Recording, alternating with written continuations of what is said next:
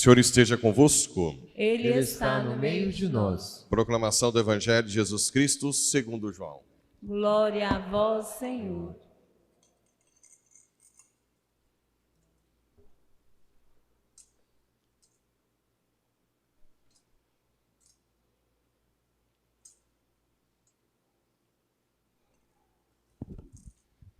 Naquele tempo, disse Jesus às multidões: todos os que o Pai me confia virão a mim, e quando vierem, não os afastarei.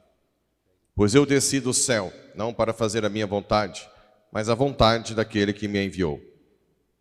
E esta é a vontade daquele que me enviou, que eu não perca nenhum daqueles que ele me deu, mas os ressuscite no último dia.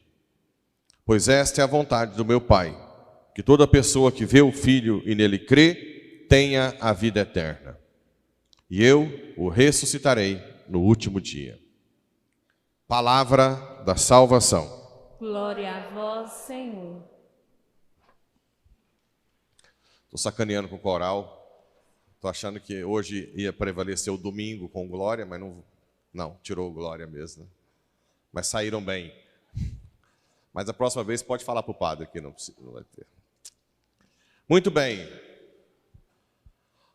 Hoje, dia de finados. Ontem nós celebramos os santos que estão no céu. Hoje, os que estão no purgatório. Mas essa palavra não tem na Bíblia? Quem fala isso? Os protestantes. Então não existe. A primeira coisa que pode falar protestante é: onde está escrito na Bíblia que só existe o que está na Bíblia? Então por que você crê nessa afirmação? É uma afirmação que na Bíblia não diz. Só se deve crer naquilo que está escrito aqui. Eles acreditam em algo que a própria Bíblia nunca diz. É claro que a palavra purgatório não está, mas é lógico que purificar-se para ir para o céu, em vários lugares.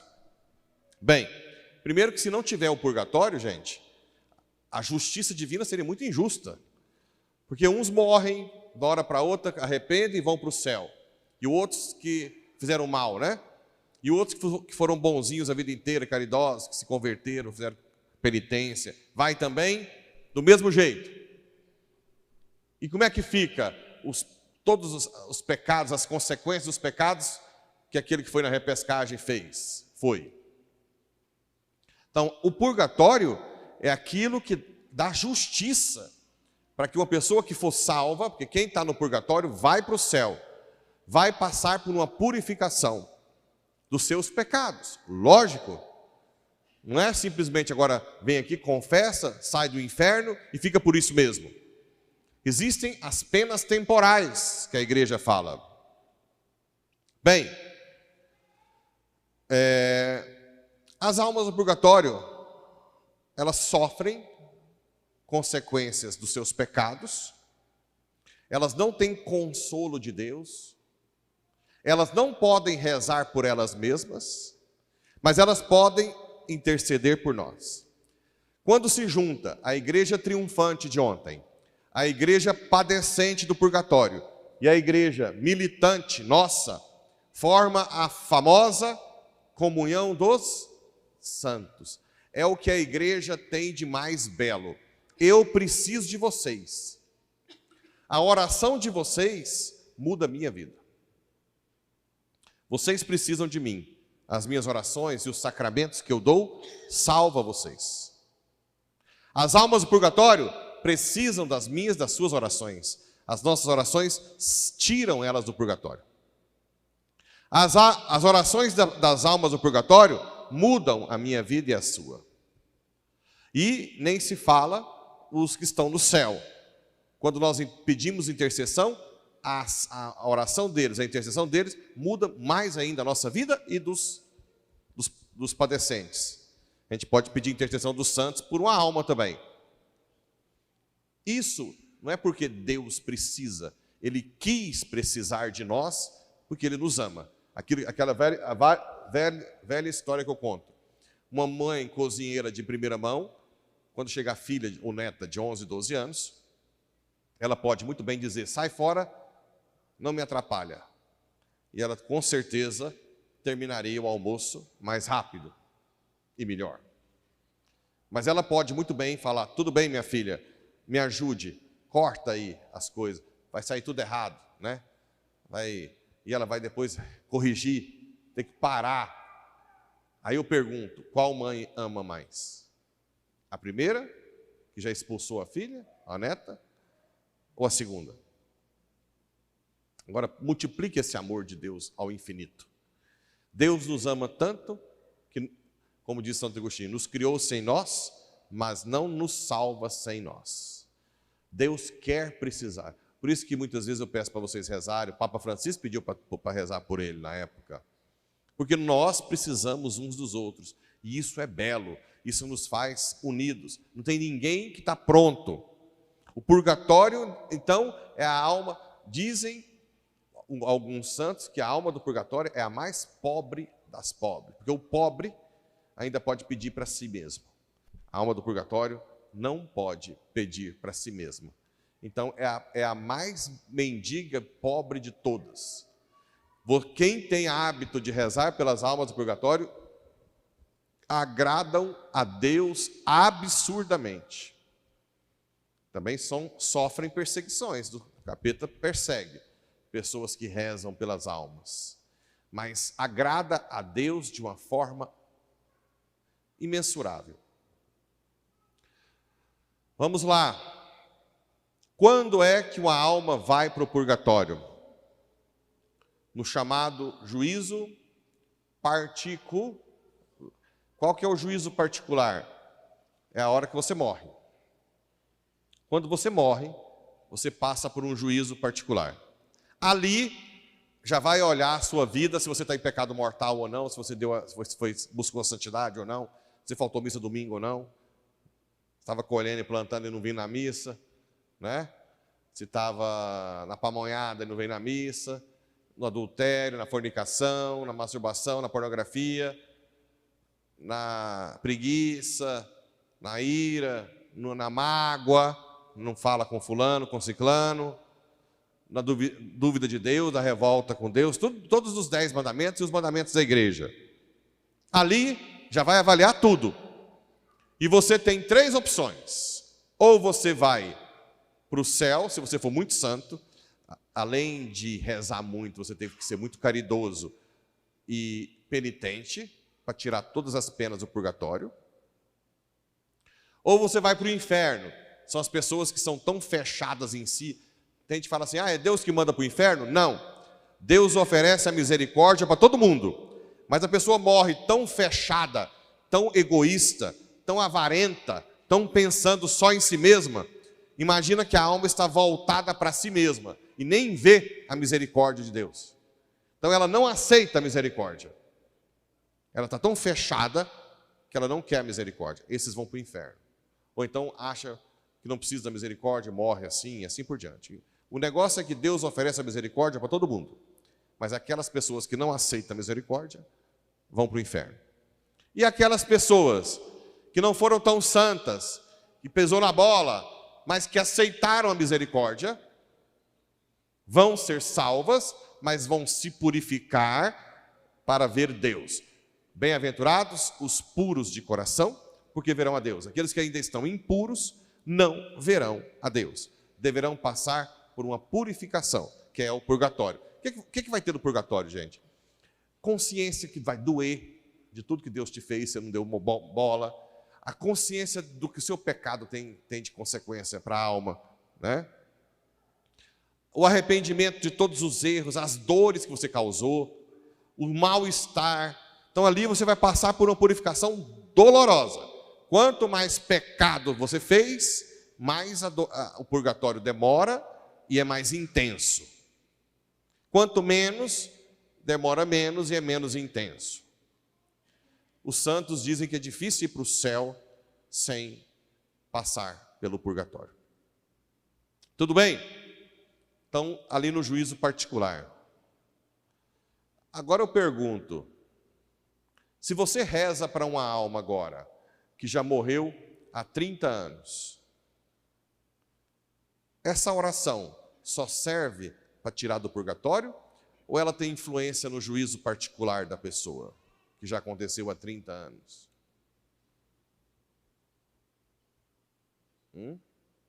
Por quê, Cláudio? Deus é eterno. O que é a definição de eternidade? A posse simultânea e perfeita de uma vida sem fim. Em Deus, passado, presente e futuro é presente. Então, se você reza para uma alma que morreu há 30 anos, a sua oração também tem repercussão no juízo particular dela.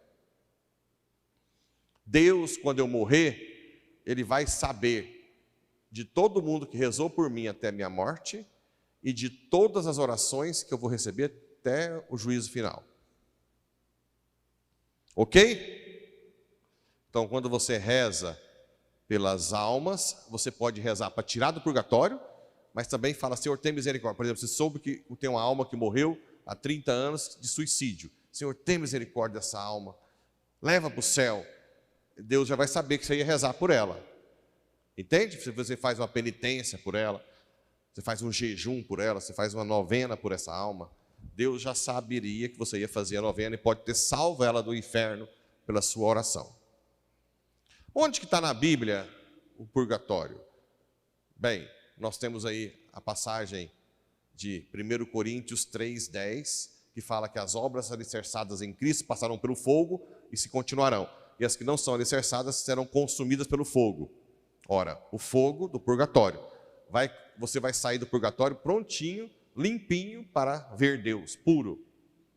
Nós temos Mateus 5:26, Lucas, se não me engano, 12:40, alguma coisa, que fala daquele que, se você tiver alguma coisa com alguém, vá tentar reconciliar, senão o juiz vai te colocar na cadeia, e dali você não sai até pagar centavo por centavo. Aí eu pergunto, do inferno sai? Não. Então, se sai, só pode ser o purgatório. A passagem mais explícita da Bíblia que fala de purgatório é do livro 2 Macabeus 12, 44, 45. 2 Macabeus 12, 44, 45, em que Judas Macabeus, após a vitória com os soldados, ele passa no meio dos corpos e vê que os soldados tinham símbolo de idolatria. Então Judas Macabeus convoca o povo para oferecer sacrifício e oração para que os soldados sejam salvos. Ali é a forma mais clara de que existe purgatório. Qual que é o problema? Que este livro não está na Bíblia protestante. Por quê? Existem alguns livros, 200 anos antes de Cristo, o rei lá de Alexandria chamou os 70 sábios da região de Jerusalém para traduzir a Bíblia do hebraico para o grego. Por isso que é chamada Bíblia dos 70. Diz a lenda que todos os sábios traduziram igualzinho, os 70. Essa Bíblia, chamada dos 70, é a Bíblia usada pelos apóstolos, porque o Novo Testamento é todo escrito em grego, porque era a língua mais falada na época de Jesus, era o grego. Todo o Novo Testamento foi escrito em grego. Como é que eu sei que a Bíblia dos 70 é a dos apóstolos? Porque tem citações. Deixa eu só explicar a outra Bíblia. Bem, então tem a Bíblia dos 70, que é a que os apóstolos usaram.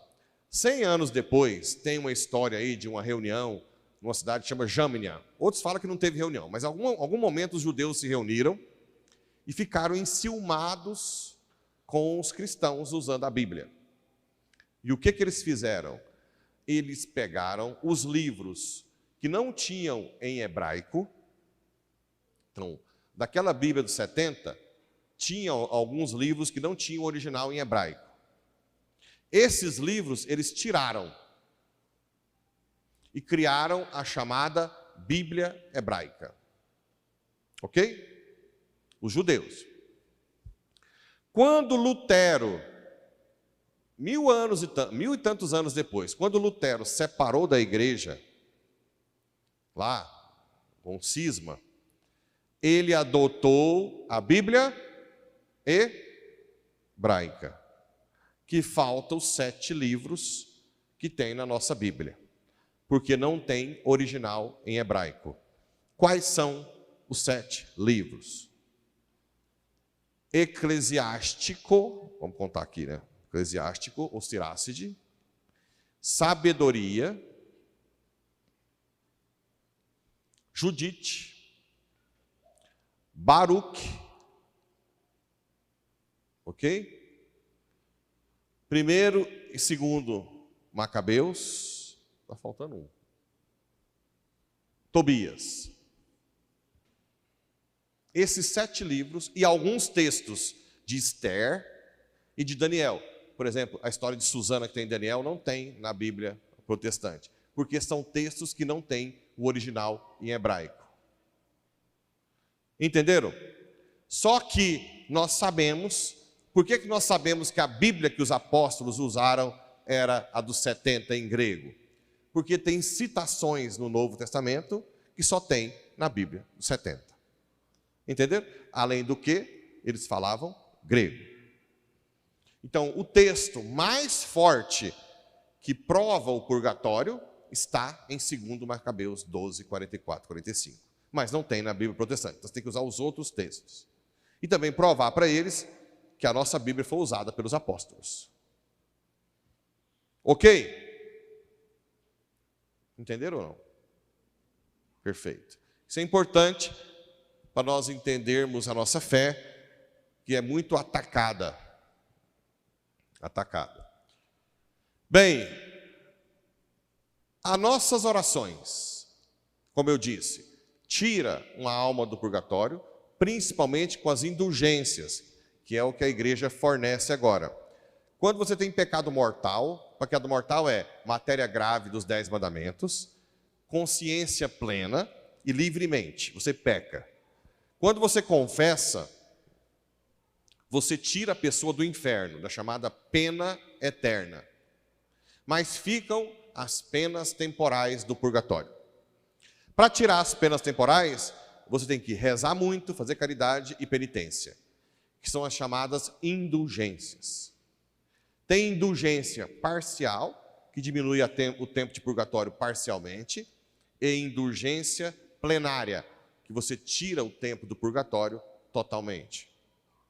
Agora, em finados, até o dia 8, quando você visita o cemitério, está em estado de graça, não desejando pecar nada, confessa, reza pelo Papa, um Pai Nosso, uma Ave Maria, um Glória ao Pai, né? Não tem predisposição de pecado nenhum, você pode ganhar indulgência plenária para você ou para uma alma uma vez por dia, desde que você comungue também.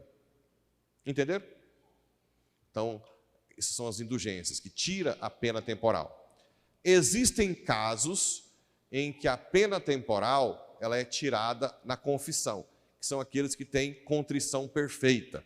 São as pessoas que amam tanto a Deus, tanto,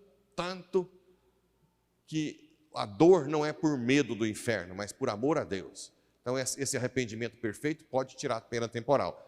Por exemplo, se você está em algum lugar, ou então também você pode também receber o perdão dos pecados se você não tiver condição de confessar. Por exemplo, vem alguém aqui agora, quer me matar. Eu estou com um pecadinho ali que eu tinha que confessar. Então eu amo tanto a Deus, eu falo, Senhor, eu queria tanto confessar, porque eu te amo antes de morrer.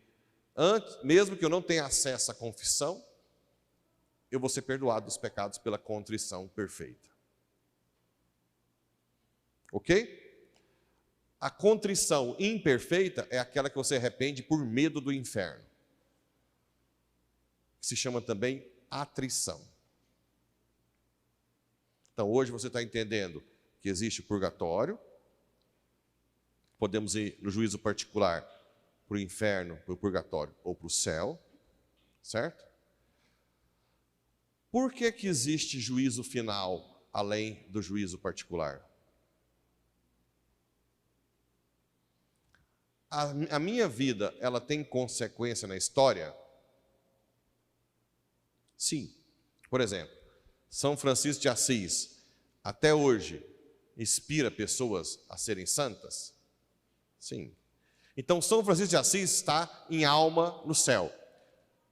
No juízo final, o outro motivo de ter juízo final é assumir o corpo glorioso, ter um corpo. Porque nós, seres humanos, não nascemos para ter só alma. Nós precisamos de um corpo. Então, no juízo final, São Francisco pegará o seu corpo glorioso e ele vai ser julgado a história de São Francisco. Então, todas as pessoas que foram inspiradas por ele para a santidade, vai fazer com que ele tenha mais glória no céu. Entendeu? Vamos pegar uma doutrina. Eu não estou desrespeitando a pessoa que é da doutrina. A gente respeita todas as religiões, cada um segue o seu caminho, mas tem coisas que são incompatíveis com a fé católica. O kardecismo, o espiritismo que acredita na reencarnação, que nós da igreja não acreditamos. Né? Porque hoje, quando você fala de incompatibilidade, fala que está sendo desrespeitoso. Eu estou falando que é a verdade. Então, Allan Kardec, até hoje, leva pessoas para o kardecismo? Então, no juízo dele, ele vai ser julgado também por todas as pessoas que foram desviadas. Por isso que eu fico falando para vocês tomarem cuidado com o conselho errado. Fazer uma pessoa separar sem ter motivo, casar com outro. Né? A calúnia. Eu já expliquei aqui uma vez sobre a calúnia no trabalho. Está eu lá trabalhando, funcionário que puxa saco do patrão. Eu trabalho mais ou menos, aí chega um amigo meu que trabalha muito melhor que eu. Uma amiga, vou falar com uma amiga porque vou pôr um caso particular. E ela trabalha muito melhor que eu e eu fico com inveja e começo a caluniá-la para o meu patrão. Até que meu patrão faz o quê? Demite. E a minha amiga tinha acabado de ficar viúva com 5 filhos. E a cidade é pequena. O patrão conta que demitiu por causa das minhas calúnias e ela não arruma mais emprego. Aí ela começa a passar dificuldade. Os filhos começam a roubar, usar droga. Certo? Casa mal com outra que usa droga. Aí tem os netos que também usam droga e rouba. Aí tem os bisnetos que sei lá o quê. O tataraneto matou o outro por causa dessas consequências. Eu que caluniei, vou ser julgado no juízo final por todas as consequências daquela calúnia. Entenderam a gravidade disso? A calúnia que eu criei, ou então vamos supor que vocês fazem a calúnia do padre.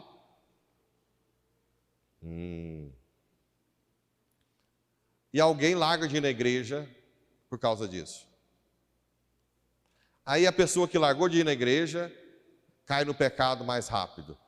Aí os filhos dela não vão na igreja, cai no pecado. Aí os bisnetos não vão na igreja porque nunca ensinou o pai e a mãe. Pelo contrário, ficou falando da calúnia do pai. E vai. Você vai pagar por todas as consequências da sua calúnia. O outro motivo do juízo final é restabelecer a justiça dos caluniados. Ok? Depois também o corpo, depois também levar por novos céus e nova terra, o juízo final. Passar a régua, vamos dizer assim. Então, mesmo que não tenha poder de tirar a pessoa do inferno, mas tem poder de aumentar a pena, porque essa pessoa que está no inferno, ela vai aumentar a dor com o corpo no julgamento da história. Mas de aumentar a glória, o santo que está no céu vai julgar a história e ele vai ficar mais glorioso no céu. Ok? O que é que nós temos, além da visita no cemitério até o dia 8, que dá indulgências? Se você reza o terço sozinho, é indulgência parcial. Parte da pena do purgatório é tirada. Se você reza o terço em família, é indulgência plenária. Se você reza o terço no Santíssimo, indulgência plenária. Tira a pena total do purgatório. Se você lê até meia hora a Bíblia, indulgência parcial. Se você lê mais de meia hora a Bíblia, indulgência plenária. Desde que você comungue, esteja sem pecado mortal, reze pelo Papa, certo? Se você, deixa eu ver outra indulgência, lê a Bíblia, faz adoração até meia hora, indulgência parcial. Mais de meia hora de adoração, indulgência plenária. Que você ganha para você ou você pode oferecer por uma alma. Tudo certo? Muita informação? Consegue juntar tudo? O juízo particular, o juízo final, né? O que leva em consideração? Por que quando você reza para alguém, você consegue tirar ela do inferno? Não, antes de ser julgada do juízo particular.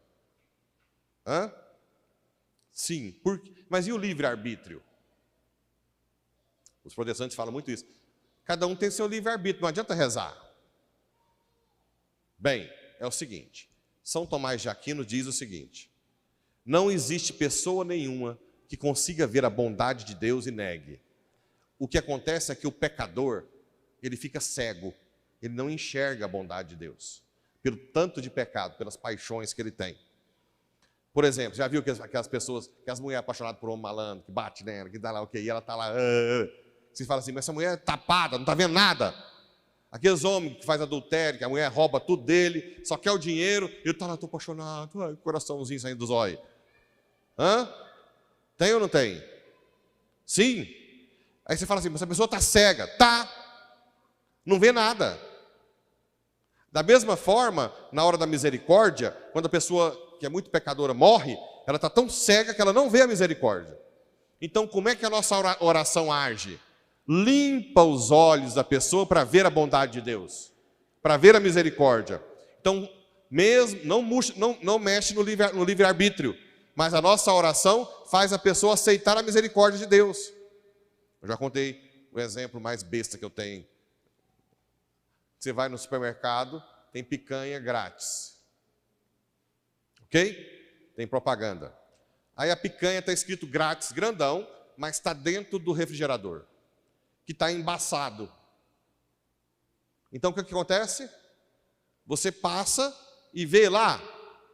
Como você não vê, você não pega a picanha. Quando você reza, é como se você limpasse o refrigerador. Ok? Então, quando você reza, é como se você limpasse os olhos da pessoa pecadora, para ela ver a misericórdia e a bondade de Deus. Quem que vai negar? Nem quem não gosta de picanha, pega a picanha grátis. Concorda? Imagina Deus, quem vê a bondade de Deus. Então, a nossa oração interfere na capacidade de ver a bondade e a misericórdia de Deus e aceitá-la. Entenderam?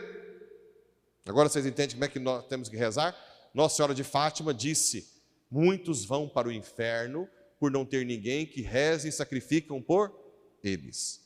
Justamente por isso, quando você reza e sacrifica, ela começa a ver a bondade de Deus e ela abraça naturalmente. Tudo bem?